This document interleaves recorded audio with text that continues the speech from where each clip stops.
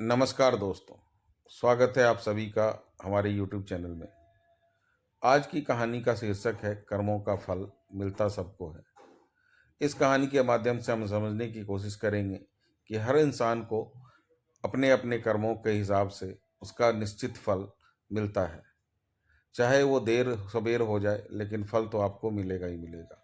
तो कहानी शुरू करते हैं। एक गांव में एक सुनार का घर था। उस सुनार का काम बहुत अच्छा चलता था। काम बढ़ाने के उद्देश्य से उसने एक दिन बहुत सारा सोना मंगवाया। इस बात का पता जब गांव के रात को पहरा देने वाले पहरेदार को लगा, तो उसके मन में लालच आ गया। जैसे ही रात हुई, वह पहरेदार उस सुनार के घर घुसा और उसे मार दिया।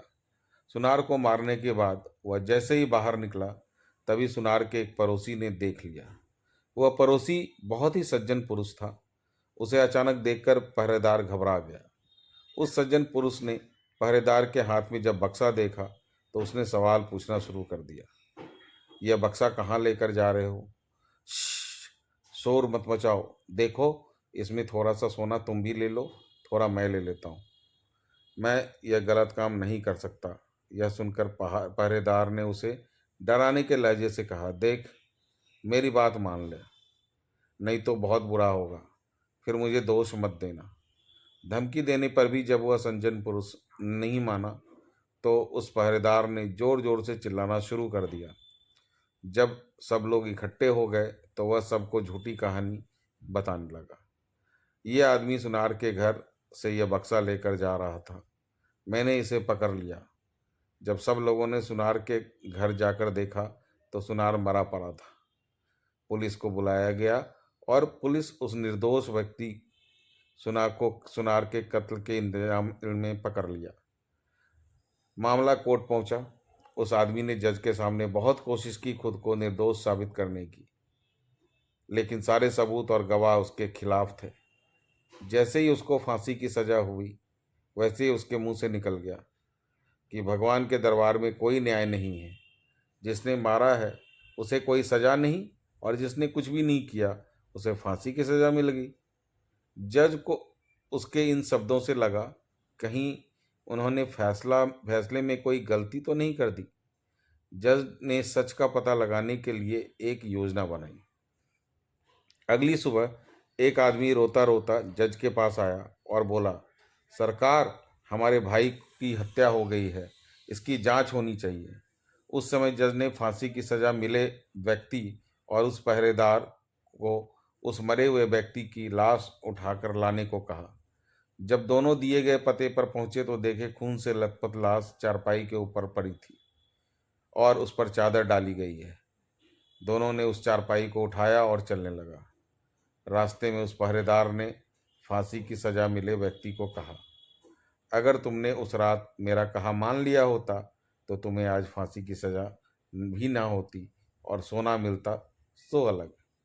इस पर उस व्यक्ति ने जवाब दिया, मैंने तो सच का साथ दिया था, फिर भी मुझे फांसी हो गई। भगवान ने न्याय नहीं दिलाया मुझे। चलते चलते जब दोनों जज के सामने पहुंचे, तो चारपाई पे पड़ी हुई लाश एकदम उठ गई। असल में वह लाश नहीं, बल्कि जज द्वारा सच का पता लगाने के लिए एक सिपाही था। उस सिपाही ने उठकर सारी सच्चाई जज को बता दी। जज सच्चाई सुनकर बहुत हैरान हुए। पहरेदार को कैद कर लिया गया। न्याय हो गया था, लेकिन जज के मन में अभी भी शांति नहीं थी। सो उसने उस सज्जन व्यक्ति से कहा, इस मामले में तो तुम निर्दोष साबित हो चुके हो, लेकिन सच सच बताओ, तुमने कभी कोई हत्या की है क्या? जज की चालाकी वह व्यक्ति पहले ही देख चुका था, इसलिए वह अब झूठ बोलने से डर रहा था। इसलिए उसने सच्चाई बतानी शुरू कर दी। बहुत पहले की बात है। एक दुष्ट व्यक्ति मेरी गैर हाजिरी में मेरी पत्नी से मिलने आया करता था, और मैंने अपनी पत्नी को उस व्यक्ति को समझाने का बहुत प्रयास किया, मगर वे नहीं माने। एक दिन जब मैं घर पर अचानक गया, तो देखा वह व्यक्ति मेरे घर पर ही था।